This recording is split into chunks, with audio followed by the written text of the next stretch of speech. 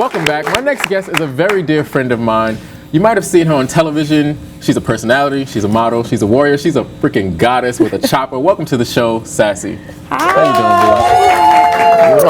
So, I'm so happy to see you. I'm happy to see you. Look at this. I know, it's pretty sick, right? This is crazy. Every week people come to freaking interact. And see you. I know. Oh no. Thank you guys. I appreciate it. Would you consider yourself a stoner? That's the first question. Yeah. Oh, yeah, for sure. But at what point? Like, at what point were you like, this is definitely a lifestyle? Well, I didn't. Maybe when I was like 19. Okay. Everybody started smoking weed at the end of high school? No, well, no. I mean, the first time that I tried it, I was probably like 17 or 18. Okay. But I definitely wasn't smoking like that. I had a really, I personally thought smoking was horrible at first, you know? Right, like a lot of people are like, oh my God, you're like the worst person ever, you shouldn't be doing drugs. Yeah, it was, well, you know what it was? I had poor influence around me. I had poor stoners around me. Like, my uncle was a stoner, and he was just like, the epitome of what you should not be. The epitome of like what people can, think about, people who smoke weed, you know? Like, so it was like, you know what, I'm super gonna hit this jam, I'm gonna prove y'all wrong. like, yeah, you know what I mean? So I feel like, with me, I've never been a lazy person, and I think there's most people who are out there who honestly smoke weed, you would be surprised, are like living professional lives, you know what I mean? It's just like... or also doing a lot of other drugs. Yeah, right. Well, yeah, that part. Exactly. That part. Weed is definitely the least, or should be the least of people's worries, I think. Are you a proponent behind the decriminalization of marijuana? Oh, yeah, man. I mean... And medically or recreationally? I mean, I think people just need to let people smoke weed all the way around. I do think that there should be some sort of regulation, maybe on like age, and so we don't need a bunch of kids around here smoking pot, So like 21, Yeah, 18. I think maybe once you graduate out of high school, I feel like high school is like very crucial, and I think weed definitely gets you on that procrastination, I think that's definitely something I can at least say about myself, and if it was like, if I was smoking weed in high school the way that I smoked weed now, then I would have been like done, right? Done. Like I would have been done. All those assignments and finals and stuff like that. I would have been like, I'm gonna do this tomorrow. Yeah. And you see that meme? It's like, no, absolutely, baby, absolutely. You don't pick them books back up. Absolutely, no, absolutely not. Absolutely. So I give a lot of credit to people who've been smoking weed since they were like 12, 13, and like has been riding it out and have been like doing their thing. But I definitely think that. After high school, man, like 18 years old, like, man, let people smoke weed, whichever, whether if it's medicinal, whether if it's recreational, like we're not harming anyone. Right. The worst that can happen is we get too high and we pass out. We just go to sleep.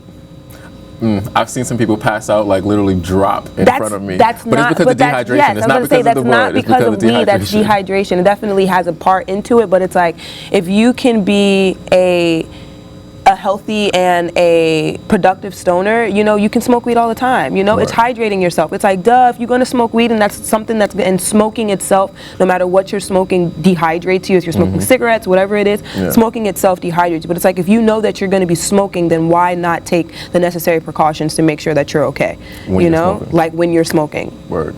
So the Department of Justice issues these memorandums, right? And it's basically memorandums that give us some information on what their guidelines are, what they find to be priorities for the country or how rather the federal government enforces marijuana. So we know we have state regulation, but then the federal government passes on these guidelines or provisions that say, well, these are the things we're concerned about. Exactly. And these are the things that sort of inform how you guys should go about your state regulation. So in 2013, a memorandum was issued, and they had 8 areas of concern, and I'll read 2 of them because 2 of them were like, okay, interesting. I wonder what everyone else thinks about this, and I want to get your opinion. So the first one is preventing the distribution of marijuana to minors. How old would you allow your child to be in order to smoke? Like, what's the right age? Like you said, 18, 19, is that like the perfect place? Is that what the legal thing should be? Yeah, I think that's solid. You know what I mean? I just also, like I said, you go other places, man, and things are different. You go to another part of the world, and it's just like everybody's just like free for all, smack. Yeah, chilling, you can live your life. You can live your life. You know what I mean? It's your own responsibility. But if we are gonna have regulations, then it's like I think 18-year-olds are definitely. I think that's pretty solid. And I don't necessarily have a problem with that. I do think that in moderation, everything is great for you. Word. You know what I mean? Kudos to that. Yeah. All right. So the second one is they are particularly concerned with preventing drug driving and the exacerbation of adverse public health consequences associated with marijuana use. So basically all that to say, they don't want you to be like high driving, and they think that if you are high, that leads to other public health concerns. Do you agree with that? You're under the influence, so yes. Okay. Anything that has you under the influence is like a risk factor. You know, I don't care how small, how big it is. You know what I mean? Like I think if you're too tired, you shouldn't be driving.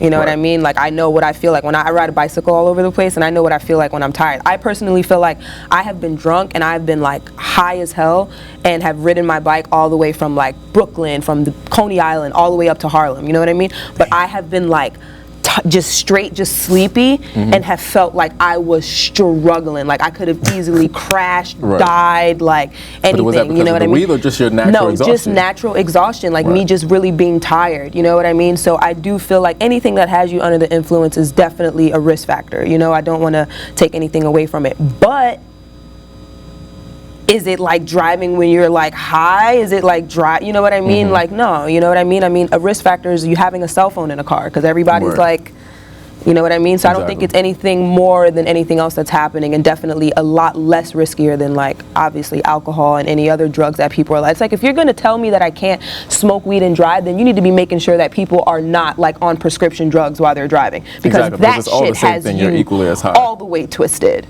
Well, we got more time for conversation, because we're going to come back after this break. Listen, Sassy and I are going to go on a smoke break because my producers have convinced us to play this game called Your Mind on Drugs. What is that? We'll see how this goes, but only if you come back to interact. Thank you, guys. Oh, God. Oh, my God. We have to go. Go ahead. Said bounce.